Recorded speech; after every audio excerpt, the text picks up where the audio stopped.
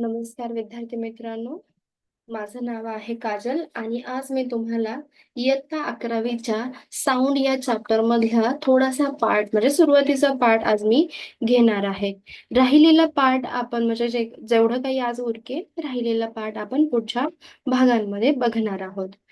तर आज आपण सुरुवात करूयात साऊंडच्या इंट्रोडक्शन सोबत. तर पहिलं तर साऊंड म्हणजे आपल्याला पहिलं तर आहे चॅप्टरच्या अगदी सुरुवातीला पाहिलं तर आपल्याला व्हॉट इज वेव्ह हा प्रश्न तर पडायलाच पाहिजे. टाइप्स ऑफ वेव्स पुढे आहे, पण वेव्ह म्हणजे काय? जर या प्रश्नाचं उत्तर जर आपण शोधायला निघालो तर वेव्ह म्हणजे काय असतं? तर बघा, wave is a form of energy. हा एनर्जीचा फॉर्म आहे.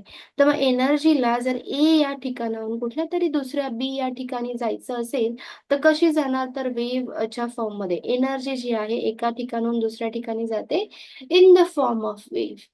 म्हणजे वेव्ह म्हणजेच काय? तर एनर्जी एका ठिकाणाहून दुसऱ्या ठिकाणी जाते. मग आता ह्या ज्या वेव्ह आहेत याचे वेगवेगळे प्रकार येतात. त्याच्यामध्ये मेकॅनिकल वेव्ह आहे, ईएम वेव्हज आहेत. ईएम म्हणजे इलेक्ट्रोमॅग्नेटिक वेव्हज आणि तिसरा प्रकार आहे मॅटर वेव्ह.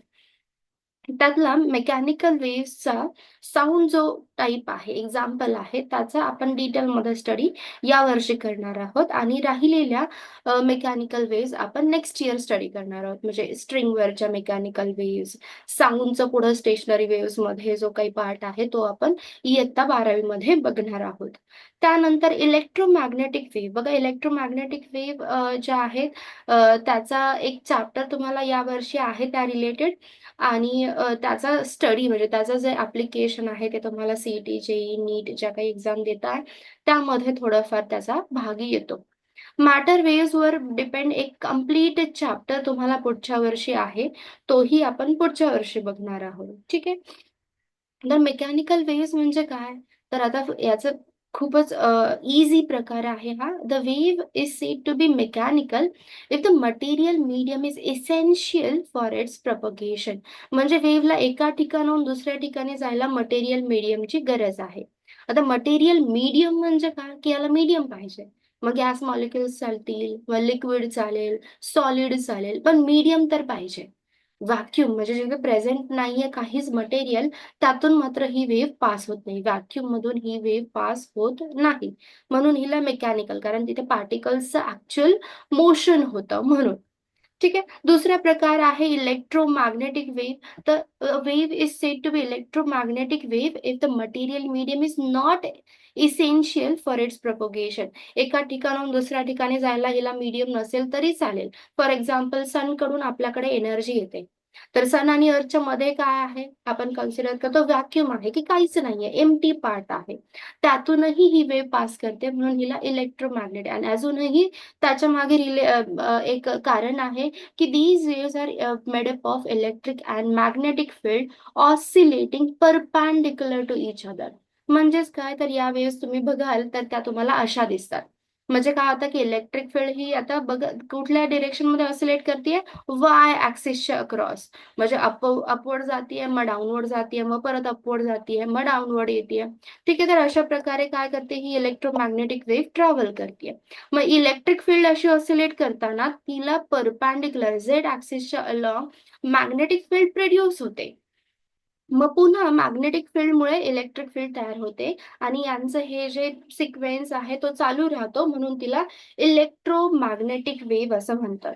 मग त्याच्यामध्ये आपली ती व्हिजिबल लाईट येते की red colour, blue colour, violet colour सगळे. आणि त्या व्यतिरिक्त ultraviolet rays, X rays, gamma rays, infrared rays, radio wave हे सगळे या इलेक्ट्रोमॅग्नेटिक वेव्हच्या प्रकारात येतात. त्यानंतर इंटरेस्टिंग आहे ती मॅटर वेव्ह. आता मॅटर वेव्ह तुम्हाला ऐकून वाटेल की मॅटर वेव्ह म्हणजे काय आहे? तर मॅटर वेव्ह अशी वेव्ह आहे की जी मॅटर बद्दल म्हणजे मॅटरमुळे बनलेली आहे. ठीक आहे. मॅटरचे स्वतः ते वेव्ह सारखं बिहेव करतात. There is always wave associated with any object which is in the motion मध्ये पाहिजे ऑब्जेक्ट. म्हणजे फॉर एक्झाम्पल तुम्ही इलेक्ट्रॉन घ्या. तर आपण ज्यावेळेस इलेक्ट्रॉन बद्दल विचार करतो त्यावेळेस आपल्याला माहितीये की कुठल्याही ॲटमच्या सेंटरला प्रोटॉन आणि न्यूट्रॉन म्हणजे त्याचा न्यूक्लियस आहे आणि एक इलेक्ट्रॉन त्याच्या अराउंडला नेहमी रोटेट करत असतो. मग रोटेट करतो म्हणजे त्या ऍक्सिस मध्ये तो म्हणजे गोल गोल फिरतोय. ठीक आहे. पण जर तुम्ही विचार करायला गेला तर आपल्याला असं वाटतं की इलेक्ट्रॉन मग असा सॉलिड पार्टिकल सारखा, बॉल सारखा आपल्याला दिसेल की तो असं गोल गोल गोल गोल फिरतोय. पण ज्यावेळेस तुम्ही त्याचा स्टडी करता, त्यावेळेस तुम्हाला असं लक्षात येतं की हा जो आहे हा पार्टिकल सारखा नाही दिसत. एटमच्या भोवती फिरताना हा काय दिसतोय, कसा दिसतोय, तर हा वेव्ह सारखा पसरलेला आहे. जसं एनर्जीचं एक वलय तयार झालंय कशाच्या भोवती, त्या ॲटमच्या भोवती, त्या ऑर्बिटमध्ये. मग तो वेव्ह सारखा दिसतो. मग तिथे तुम्हाला दिसत असेल तर एक वेव्हलेंथ, समजा ही एक वेव्हलेंथ तयार झाली आहे. मग पुढे अजून एक वेव्हलेंथ तयार झाली आहे. तर मग पार्टिकल, इलेक्ट्रॉन आहे, तो पार्टिकल आहे, पण तो वेव्ह सारखा ऍक्ट करतोय. म्हणून याची जी वेव्ह आहे तिला आपण मॅटर वेव्ह म्हणतो. मग तिची वेव्हलेंथ काय असते वगैरे आपण ते 12वी मध्ये बघणार आहोत. ठीक आहे. तर मग हे झाले types of waves. Types of waves easy आहे. त्याच्याबद्दल मध्ये क्वेश्चन कधी कधी विचारतो, मेकॅनिकल वेव्ह काय असतात, इलेक्ट्रोमॅग्नेटिक वेव्ह काय असतात. मॅटर वेव्ह शक्यतो कोणी क्वेश्चन मध्ये विचारत नाही, एक्झाम मध्ये तो विचारला जात नाही. त्यानंतर आहे common properties of the matter, sorry, common properties of all the waves. तर वेव्स ज्या आहेत, आता आपल्याला वरती 3 प्रकार पाहिले आपण.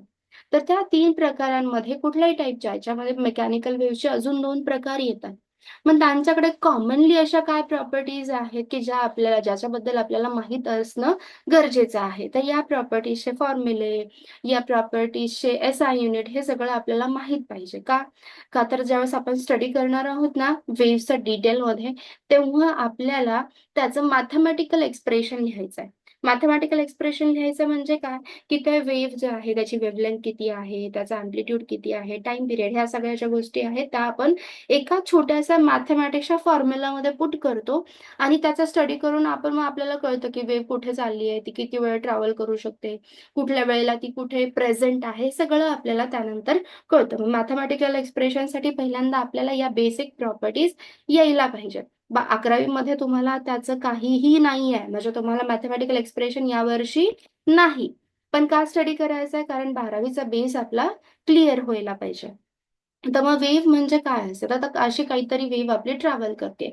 हिला आपण म्हणूयात की मे बी पाण्यावरची वेव्ह आहे. मी इथं कुठेतरी दगड टाकला आणि आता ती वेव्ह तयार झाली, एनर्जी कुठे चालली, किनाऱ्यापर्यंत चालली आहे, त्या पाण्यापासून अशी नाही का किनाऱ्यापर्यंत जाते. मग जाताना ती कशाच्या फॉर्ममध्ये चालली आहे, वेव्हच्या फॉर्ममध्ये चालली आहे. मग पार्टिकल ज्यावेळेस लक्षात ठेवा, ज्यावेळेस कधी वेव्ह एका ठिकाणाहून दुसऱ्या ठिकाणी जाते, कधीही ती पार्टिकलला घेऊन जात नाही.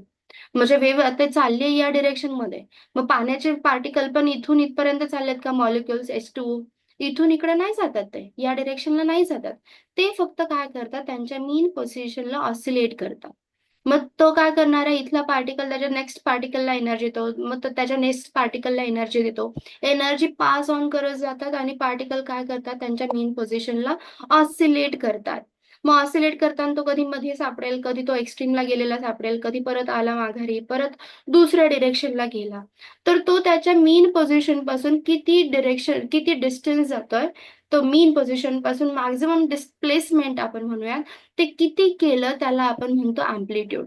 म्हणजे अँप्लिट्यूड काय, त्याची ही मीन पोझिशन म्हणजे सुरुवातीला तो कुठे होता, तिथून तो मॅक्झिमम डिस्प्लेसमेंट किती गेला, तर त्याला आपण अँप्लिट्यूड म्हणतो. मग ते निगेटिव्ह मध्ये पण मिळतं, मायनस अँप्लिट्यूड, -a आपण लिहूयात. ठीक आहे. तर हे इझी आहे की मीन पोझिशन पासून पार्टिकल मॅक्झिमम किती डिस्टन्स गेला. त्यानंतर येते वेव्हलेंथ. आता डिस्टन्स आहे म्हणजे याचं SI युनिट आपल्याला मीटरमध्ये मिळतं, डिस्टन्स. ठीक आहे. आता नेक्स्ट येतं वेव्हलेंथ. आता नावातच आहे वेव्हची लेंथ.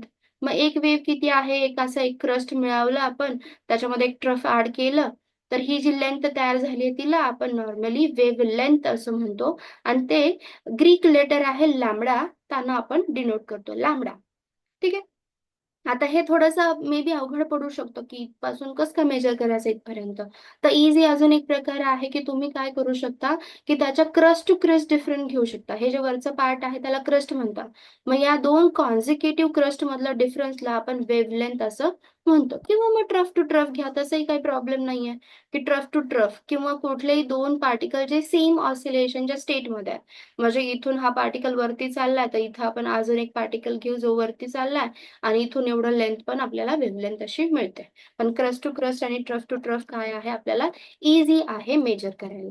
आता परत ही पण लेंथ आहे, त्यामुळे हिचं पण SI युनिट आपल्याला मीटर मध्ये मिळतं. ठीक आहे. त्यानंतर जो नेक्स्ट टॉपिक आहे तो आहे कशाचा, टाइम पिरियडचा.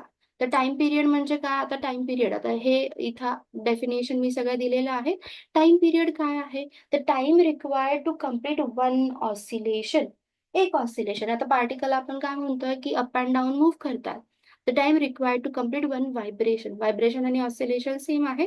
मोस्टली आपण ऑसिलेशन वर्ड वापरतो फिजिक्स पॉइंट ऑफ व्ह्यू न.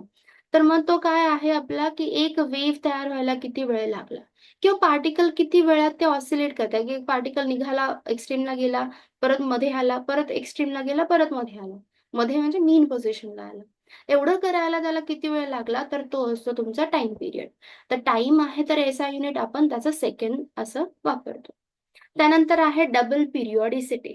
डबल पिरियॉडिसिटी बघून असं वाटतं काय प्रकार आहे हा. तर डबल पिरियॉडिसिटी, तर पिरियॉडिसिटी दोन टाईपची असतात. एक असते पिरियॉडिक इन स्पेस आणि दुसरी असते पिरियॉडिक इन टाइम. तर टाइमची पिरियॉडिसिटी आपल्याला माहिती आहे की तो पर्टिक्युलर टाइम नंतर रिपीट होतं. एक वेव्ह झाली, 2 सेकंड लागले, दुसऱ्या वेव्हला पण 2 सेकंड लागणार, तिसऱ्या वेव्हला पण 2 सेकंड लागणार. हे जे होतं त्याला आपण पिरियॉडिक इन टाइम म्हणतो. ॲट एव्हरी लोकेशन, प्रत्येक location wave motion repeat itself with equal interval of time. At equal interval of time, equal time मध्ये तो काय करतोय, स्वतःला रिपीट करतोय. Hence periodic in time. आणि similarly if at any given instant काय करताय, wave repeats the equal distance. म्हणजे प्रत्येक वेळी इथे जर त्यांना 2 मीटरचं डिस्टन्स कव्हर केलं तर नेक्स्ट टाइम पण 2 मीटरच करणार. पुढच्या वेव्हला पण 2 मीटरच आहे, त्याच्या पुढच्या वेव्हचं पण 2 मीटर आहे. आणि तो काय आहे, त्याचा शेप पण सिमिलर आहे. म्हणजे की सिमिलर सिमिलर शेप दिसतोय, त्या स्पेसमध्ये तो सेम पद्धतीनं जातं, म्हणून त्याला आपण पिरियॉडिक इन स्पेस म्हणतो. And this in this way the wave motion is a doubly periodic phenomenon. म्हणजे फेनॉमेनॉन प्रकार आहे तो, ते जे काही घटना घडतीये ती कशी आहे, डबली पिरियॉडिक आहे. नेक्स्ट आहे फ्रिक्वेन्सी. फ्रिक्वेन्सी इझी आहे की असे किती ऑसिलेशन एका सेकंडमध्ये होतात. Number of oscillation per unit time. आता टाइमचं एसआय युनिट सेकंड म्हणून पर युनिट सेकंड म्हणालो तरी चालेल. तर असे किती ऑसिलेशन होतात, तर याला एन न डिनोट केलं जातं. जसं टाइम पिरियडला टी न, अँप्लिट्यूडला ए न, वेव्हलेंथला लॅम्बडा न, तसं फ्रिक्वेन्सीला एन न डिनोट केलं जातं. मे बी समटाइम्स तुम्हाला न्यू असा वर्ड पण मिळेल, एन यू वापरतात, किंवा समटाइम्स ते एफ असंही वापरतात फ्रिक्वेन्सीसाठी एफ. तर या तिन्हींचा अर्थ सेमच होतो. तर हा जो आहे याचा फॉर्म्युला 1 टाइम पिरियड, एका कंप्लीट सेकंडमध्ये किती ऑसिलेशन झाले. तर 1 टाइम पिरियड असा याचा फॉर्म्युला आहे. त्यामुळं याचा एसआय युनिट पर सेकंड असं व्हायला पाहिजे, 1/सेकंड. तर याला आपण एका सायंटिस्टच्या नावामुळे एक त्यांचं नाव दिलं गेलं या युनिटला, त्याला आपण हर्ट्झ असं म्हणतो. ठीक आहे. त्यानंतर सिक्स्थ प्रॉपर्टी आहे व्हेलॉसिटीची. Velocity is a distance covered by the wave per unit time. ठीक आहे. आता हे नॉर्मल व्हेलॉसिटीचे जे distance covered per unit time, right. SI unit त्यामुळे मीटर पर सेकंड येतं. नॉर्मली व्हेलॉसिटी असेल तर मीटर पर सेकंड यायलाच पाहिजे. ठीक आहे. मग आता याचा फॉर्म्युला फक्त आपण डिराईव्ह केला, जो फॉर्म्युला इम्पॉर्टंट आहे, आपल्याला लक्षात पाहिजे. हे डेरिव्हेशन 2 मार्कसाठी एक्झाममध्ये विचारलं जातं. मग काय आहे त्याचा, नॉर्मली आपल्याला माहिती आहे velocity is nothing but a displacement upon time. इथे मी डिस्टन्स लिहिलंय कारण आपण कन्सिडर करतो सेम डिरेक्शनमध्ये ज्यावेळेस जाते एकाच पर्टिक्युलर डिरेक्शनमध्ये, त्यावेळेस डिस्टन्स आणि डिस्प्लेसमेंट सेम असतं. मग हे डिस्प्लेसमेंट आपण या वेव्ह साठी काय घेतो, की एक वेव्हलेंथ एवढा डिस्टन्स गेलं कन्सिडर. तर किती वेळ लागला, की टाइम पिरियड एवढा वेळ लागणार आहे. मग यालाच जर आपण लिहिलं, कसं लिहिणार, की लॅम्बडा इंटू 1/टाइम पिरियड. मग या 1/टाइम पिरियडला आपण काय लिहू शकतो, हे सगळं कशाच्या इक्वल आहे, फ्रिक्वेन्सीच्या 1/टाइम पिरियड. मग याला आपण लॅम्बडा इंटू एन, किंवा बोलायला इझी जातं म्हणून एन लॅम्बडा असं म्हणतो. तर हे इक्वेशन खूप जास्त इम्पॉर्टंट आहे तुमच्या याच्यासाठी, स्कूलच्या एक्झाम्समध्ये ते विचारलंच जातं 2 मार्क्ससाठी. कारण एवढे काही खास क्वेश्चन असे थिअरी क्वेश्चनच बनतात, डेरिव्हेशन खूप कमी आहेत. तर मग 2 मार्कला हे डेरिव्हेशन ते विचारतात, की ते दाखवा कसं, की V is equal to N lambda कसं आलं ते. ठीक आहे. तर ही एक झाली प्रॉपर्टी, आणि हा फॉर्म्युला सगळ्या वेव्हसाठी इम्पॉर्टंट आहे. पुढच्या वर्षी आपण ऑलमोस्ट 2-3 डेरिव्हेशनमध्ये, तर कमीत कमी 2-3 डेरिव्हेशनमध्ये हा फॉर्म्युला डायरेक्टली वापरणार आहोत. तर जसं आपला ओम्स लॉ आहे, V is equal to N lambda, तर sorry, V is equal to काय आहे, आय आर, ओम्स लॉ. तसं v is equal to n lambda हाही फॉर्म्युला आपल्याला तोंडपाठ पाहिजे, म्हणजे झोपेत विचारलं तरी v is equal to n lambda हे माहीत पाहिजे, म्हणजे फ्रिक्वेन्सी इंटू वेव्हलेंथ. ठीक आहे. त्यानंतर लास्ट प्रॉपर्टी आहे ती आहे आपली फेज डिफरन्सची. तर मग फेज डिफरन्स किंवा फेज आपण ज्याला म्हणतो ती काय असते, तर बघा आपण जर वेव्ह बघितली साईनची वेव्ह कशी असते, जर तुम्ही पुट करत गेलात व्हॅल्यूज, तर साईन माहिती तुम्हाला साईन 0 0 येतं. तर मग तुम्ही व्हॅल्यू पुट करत गेला sine 3/2 sorry sine 30 sine 45 sine 60 आणि साईन 90 ला गेला तर साईन 90 ची व्हॅल्यू येते +1. परत तुम्ही पुढच्या व्हॅल्यू पुट करत जा, साईन π/2 ची व्हॅल्यू येते 0. परत तुम्ही एक्स्ट्रा पुढच्या व्हॅल्यूज पुट करत जा, साईन पायची व्हॅल्यू 0 येतात आणि साईन 3π/2 ची -1 येते. परत साईन 2π ची व्हॅल्यू किती येते, साईन 2π ची व्हॅल्यू परत 0 येते. तर मग तुम्ही ज्यावेळेस ग्राफमध्ये पुट करता हा ग्राफ वेव्ह सारखा दिसतो. म्हणून या साईनचे जेवढे काही इक्वेशन, जसं तुम्ही आतापर्यंत मे बी इलिप्सचे इक्वेशन पाहिलं असेल, पॅराबोलाचं इक्वेशन पाहिलं असेल, लाईनचं सर्कलचं इक्वेशन पाहिलं असेल, तर तसंच वेव्हचं इक्वेशन आपल्याला स्टडी करायचं आहे. पुढच्या वर्षी ते येईल आपल्याला 12वी तर तिथे वेव्हसाठी आपण साईनच्या फॉर्ममध्ये इक्वेशन लिहितो. सायनुसॉइडल वेव्ह असं मोस्टली आपण त्यांना म्हणतो, साईन सारख्या वेव्ह, सायनुसॉइडल वेव्ह. मग त्यामध्ये आपण ज्यावेळेस या अँगल पुट करतो, अँगल आता रेडियन मध्ये घेणार आहोत आपण, आणि अँगल पुट करत जाऊन ज्यावेळेस आपण त्याचा स्टडी करतो, तर कुठल्या फेजला आहे, तर एक्स्ट्रीमला गेला पार्टिकल तर आपण त्याला म्हणतो की π/2 फेजला आहे तो पॉझिटिव्ह एक्स्ट्रीमचा. निगेटिव्ह एक्स्ट्रीमचा किती असेल, तो असेल 3π/2 रेडियनला, त्याची फेज किती आहे 3π/2. किंवा मग हा जो आहे इथला आपला हा पार्टिकल की एक कंप्लीट झालं दुसरं चालू झालंय, त्याला आपण 2π किंवा 0 रेडियन बोललं तरी काही हरकत नाही. तर हे आपल्याला फेज झाली. तर या फेजमध्ये क्वेश्चन कसे विचारतात एक्झाममध्ये, मे बी विचारतील हा इथे ए पॉइंट आहे, इथे बी पॉइंट आहे, या दोन्हीमध्ये फेज डिफरन्स किती. तर सरळ सरळ पुट करायची, याची π/2 तर π - π/2 फेज डिफरन्स π/2 चा. हा A2 आता वेव्हलेंथ एक कंप्लीट करून पार्टिकल इथे C ला आला. तर बघा नेहमी लक्षात ठेवा 5π/2 - π/2 2π येणार आहे. तर मग आपलं जर फेज डिफरन्स आणि वेव्हलेंथचं रिलेशन जे आहे ना, तर एका वेव्हलेंथ मध्ये 2π रेडियन बसतं. ठीक आहे. एकतर असा क्वेश्चन येतो की तुम्हाला पॉइंट देतील आणि त्याच्यात तुम्हाला फेज डिफरन्स काढायला सांगतील, किंवा मग वेव्ह विचारतील की एक वेव्ह अशी मीन पोझिशनला चालू झाली आणि दुसरी एक्स्ट्रीमला चालू झाली आहे, अशी चालली आहे. तर या दोन्हींमध्ये किती फेज डिफरन्स, तर इथे बघा हा एक्स्ट्रीमला आहे. एक्स्ट्रीमला किती असते फेज π/2 असते आणि मीनला चालू झालाय म्हणजे मीनला असते त्याची फेज 0. तर इथे π/2 आहे आणि इथे 0 आहे. तर या दोन्हींमध्ये फेज डिफरन्स π/2 चा. तर हे अशा टाइपचे तुम्हाला क्वेश्चन मे बी येतील, पण शक्यतो ज्यावेळेस तुम्ही ॲडव्हान्समध्ये शिकता तर त्यावेळेस तुम्हाला ह्या गोष्टी माहीत होतच जातात. त्यामुळे शक्यतो CET JEE मध्ये तुम्हाला क्वेश्चन येणार नाही. पण या वर्षी प्रोबॅबिलिटी आहे की 11th स्टँडर्डमध्ये तुम्हाला त्यावर क्वेश्चन विचारला जाऊ शकतो. तर होपफुली तुम्हाला हे सगळं कळालेलं आहे. प्रॉपर्टीज आणि काय शिकलोत आपण, टाइप्स ऑफ वेव्हज. त्याच्यानंतर पुढे जे आहे मेकॅनिकल वेव्हचे 2 टाइप आणि त्याचा डिटेलमध्ये स्टडी जो आहे तो आपण नेक्स्ट लेक्चरला बघूयात. जो डिटेल स्टडी तुम्हाला कधी-कधी एक्झाममध्ये डिस्टिंग्विश बिटवीन दीज टू असा डायरेक्टली विचारला जातो आणि मग तो मी तुम्हाला एक्सप्लेन नेक्स्ट लेक्चरला करेन. Thank you.